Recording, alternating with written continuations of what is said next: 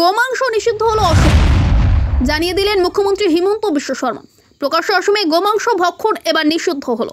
রাজ্যের মুখ্যমন্ত্রী হিমন্ত বিশ্ব শর্মা বুধবার এই ঘোষণা করে জানিয়েছেন, প্রকাশ্যে রাজ্যের কোথাও গোমাংস খাওয়া যাবে না।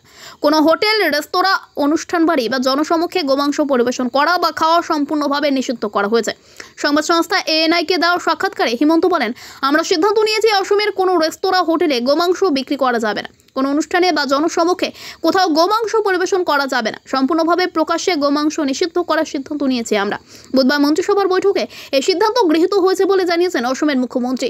তার কথায়, আগে মন্দিরের কাছাকাছি এলাকায় গোমাংস নিষিদ্ধ করা হয়েছিল, এবার তার পরিসর বাড়িয়ে গোটা রাজ্যে করা হয়েছে। কোনো অনুষ্ঠান বাড়ি হোক বা হোটেল, রেস্তোরাঁ, সমস্ত জায়গায় নিষিদ্ধ। হিমন্তর এই ঘোষণার পরে অসমের মন্ত্রী পীযূষ হাজারিকা সোশ্যাল মিডিয়ায় কংগ্রেসকে এক হাত নেন। লেখেন, কংগ্রেসকে চ্যালেঞ্জ করছি, গোমাংস নিষিদ্ধ করার সিদ্ধান্তকে স্বাগত জানান, নইলে পাকিস্তান চলে যান। হিমন্তর এই সিদ্ধান্তে তীব্র সমালোচনা করছেন all India United Democratic front এর সাধারণ সম্পাদক রফিকুল ইসলাম। তিনি জানিয়েছেন, মানুষ কি খাবে, কি খাবে না, কি পড়বে, কি পড়বে না, তা ঠিক করার অধিকার সরকারের নেই। রফিকুলের প্রশ্ন, গোয়া এবং উত্তর পূর্বের রাজ্যগুলিতে বিজেপির গোমাংস নিষিদ্ধ করার ক্ষমতা নেই, তাহলে অসমে কেন?